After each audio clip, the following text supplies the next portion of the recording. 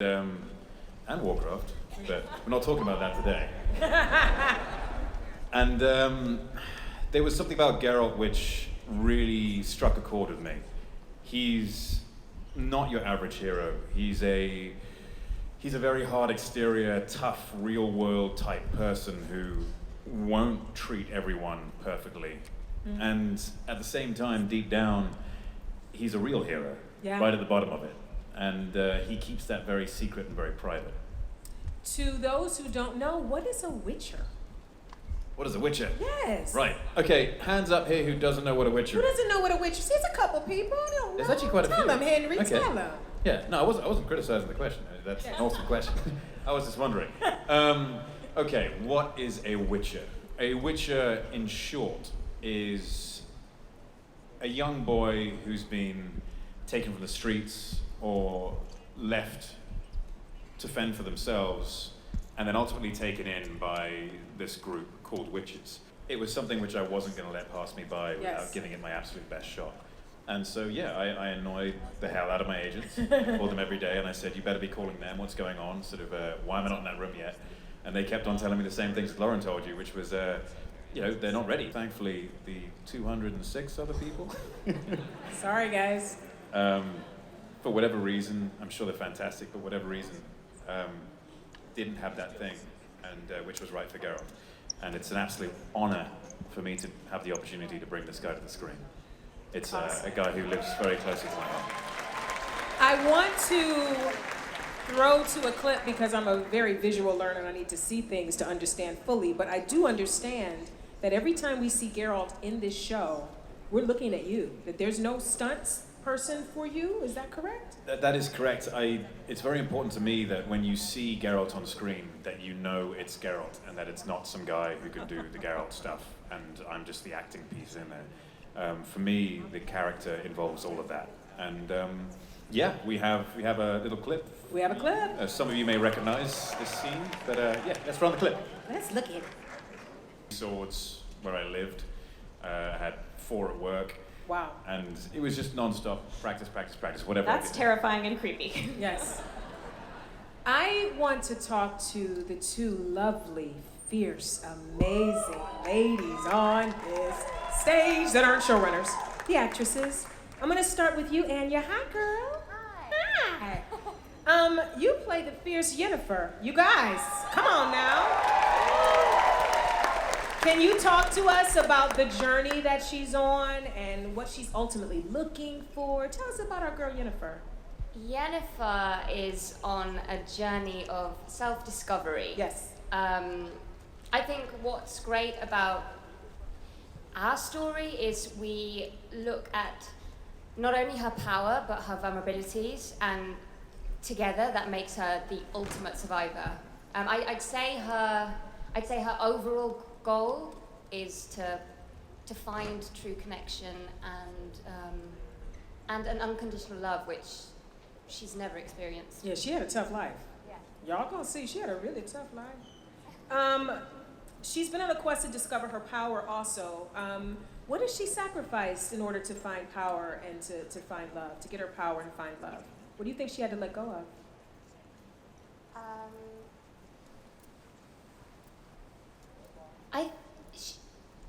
She had to let go of. Because there's a trade-off. Like to get one thing, she has to give up something to get something, and you can't give anything away. There's something she gives up. Yeah, but she presents such a harsh exterior, and that's something that she needs to reflect upon and tap into the vulnerability, which actually makes her the most powerful mage out there. Right. Arguably. I think that it's important for you guys to see this amazing woman in action and see, yes. Y'all, we just full of clips today. We full of clips, chock full of clips. As Anya said, she vacillates between being strong and confident in her power. She's also very self-reflective and vulnerable. So I want you guys to see what she brings to this amazing, complex character. Can we see some Yennefer? Let's see some Yennefer. Like that. So if there's anyone in here, I know we're at Comic-Con, so most of you are genre fans, but if there's anyone that's afraid to dip a toe in, because you think I don't like fantasy, you're gonna like this fantasy. I'm gonna tell you right now. Did you see that amazing acting from Anya? Hello? Hello? And she has a transformation that I will not spoil for you, but it's a transformation that's not just emotional, it's also physical. She's a beast. She's a beast, so I want to give you your flowers while I'm here with you. All right. How was that? How was it filming that scene? How long did it take? Tell me a little bit about the scene we just saw in the clip. I remember, first of all, I remember the location we shot at, and I remember emailing Lauren at the time and saying, this is the best day ever, because I couldn't believe where I was. And, this part means so much to me, and this scene is such a huge moment in Yennefer's journey. And everything about that day was epic. Epic. I mean, I was freezing, but it was epic. That's the first time I've seen this clip without a VFX slug across it that says "Make Baby Dead." Make baby dead. That's what it says. I saw it too. Make baby dead. Yeah. For months now, it said "Make Baby Dead." Baby so dead. it's really nice to see it with a dead baby. I know. Wait a minute. Hold on. Hi Freya. Hello. Hi Pumpkin. How you feeling? Nervous. Let her feel loved, you guys. She's a little nervous. Let's give her some applause. Hey! First of all, you are amazing. You're beautiful. You're talented, and you're wonderful. And this is also your first major role. So, what was this process like for you becoming a part of this amazing show?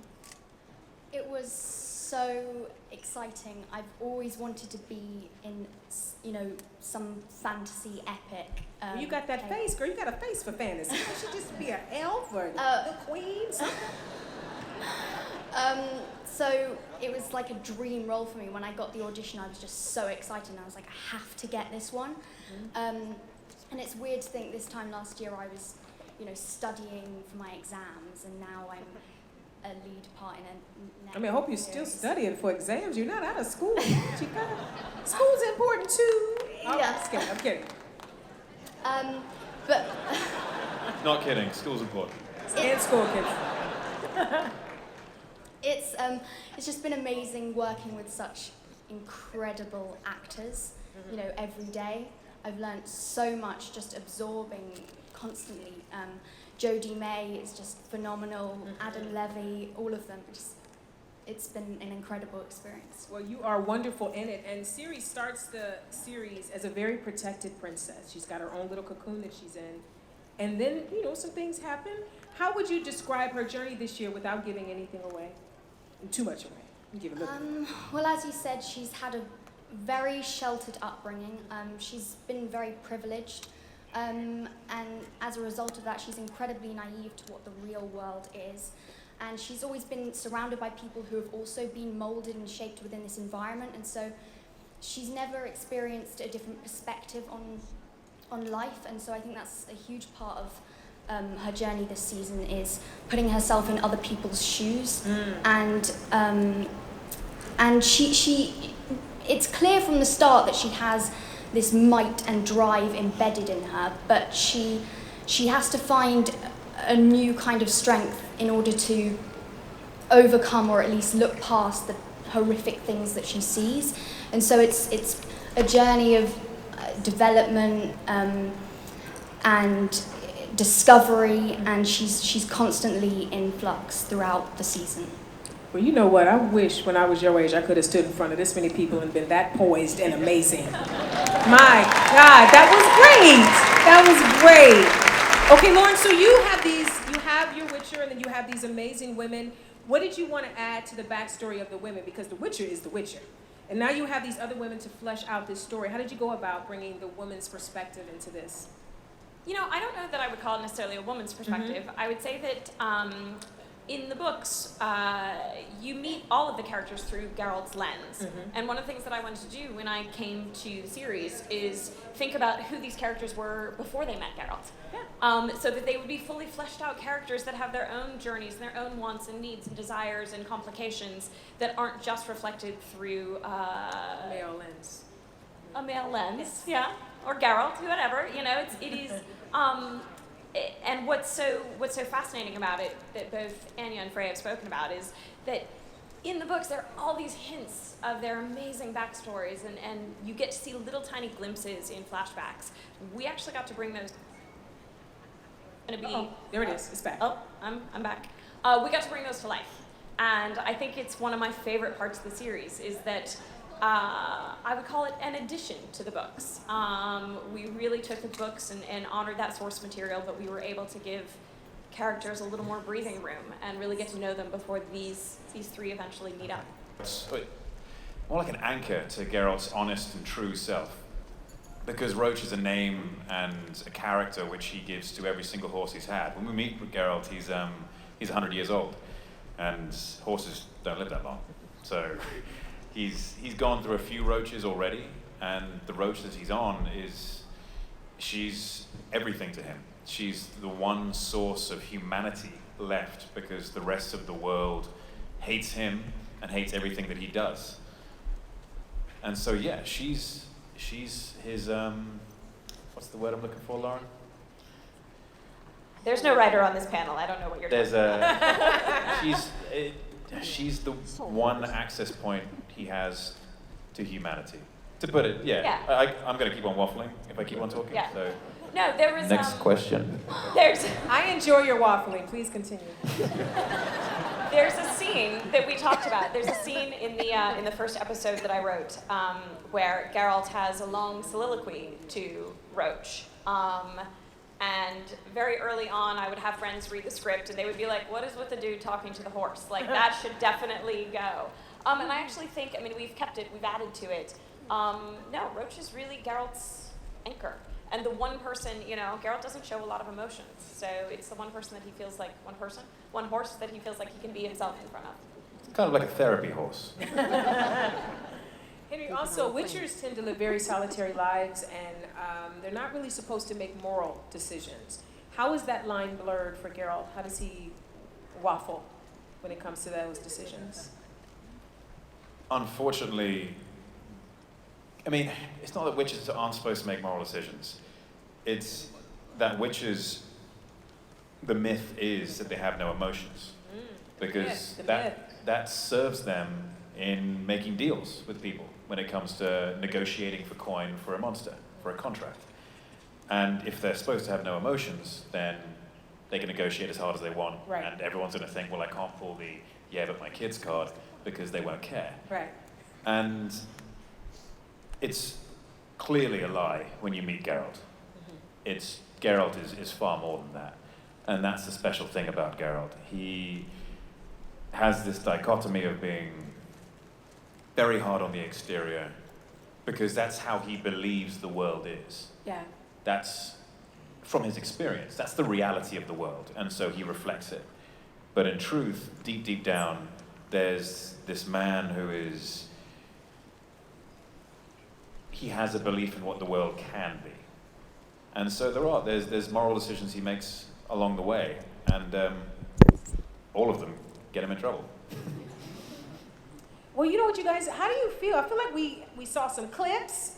We talked to Henry and Anya and Freya and Lauren. I feel like we did everything we could do here on the Witcher panel. Don't you guys feel like we got it all in? Yeah? How you feel? Well, y'all just greedy. But wait. What is that, Henry? What did you say? There's more. There's more. Henry, there's more. What could it be? Sorry, I didn't hear that, guys. Did you want to see more? Do you want to see more? And just one more time for the girls, please. Okay, guys, let's roll the clip. There's another clip. From, this started with 9 writers in a room here in Los Angeles. We've been in London for post-production, which is going on right now. I keep getting texts telling me to watch things today. We shot in Budapest. We went to Vienna. We went to the Canary Islands. We went to Poland, where this book series is from. We carried a crew of about 300 people with us most of the time, and this vision is thanks to them. It can be in my brain, it can be in their hearts, but none of it actually shows up on the screen unless a lot of people are doing their jobs really well. A special shout out to Andrew Laws, our production designer. Everything is as beautiful as it is because of him. Very early on, what I ask the writers to do when they write episodes is to keep basically Pinterest boards, like mood boards for their individual episodes. And we would upload those, and Andrew would take those off. And so from our poring over internet and Google searches, we got that, which is pretty incredible. Yes, yes. You guys know crew is unsung on any show you like, right?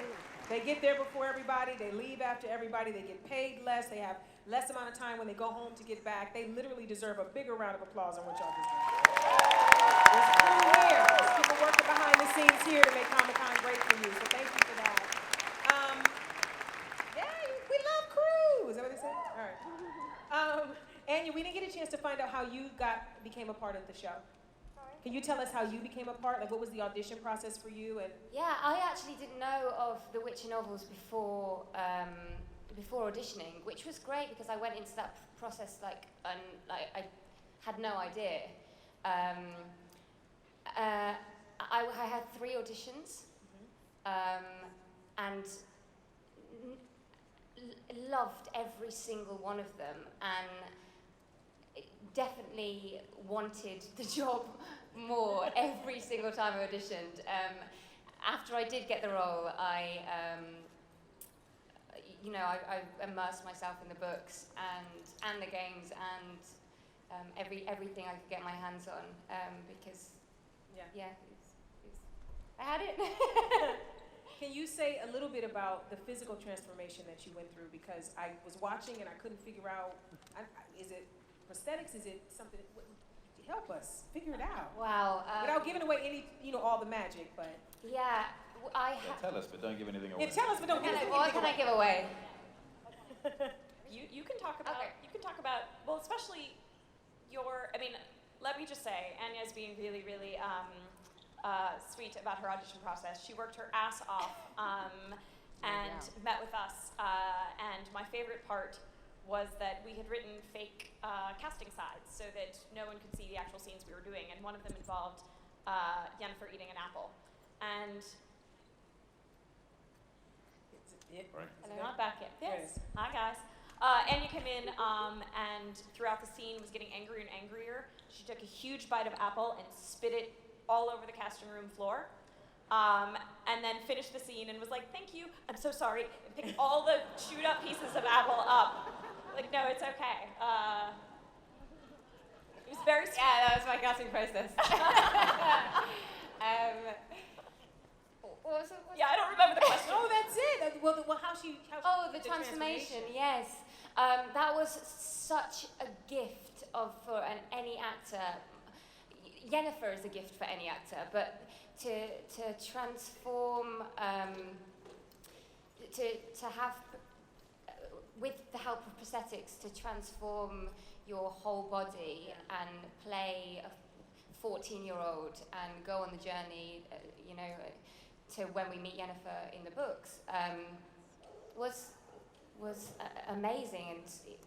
And I wish I had more time to work on the movement of that. I left a job and went straight into The Witch, so I wish I had that. But actually, I was on set a lot, so I got more.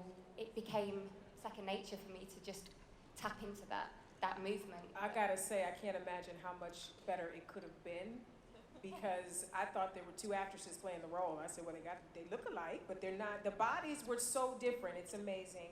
I want to say thank you so much, you guys, for letting me be a part of introducing this amazing show to these people. You guys are talented, amazing. The show you created is wonderful. And you guys, this is the best news I can give you today. When The Witcher is released, it's coming soon, it's going to be streaming.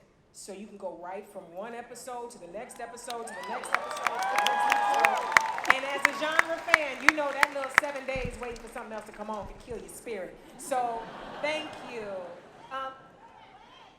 What? Y'all got to wait for something. Now wait a minute. We're gonna wait for something. Long suffering is dead. We got to wait for some things. Thank you so much, you guys. We're gonna take a moment and go over and take some pictures. Give another applause for this wonderful cast.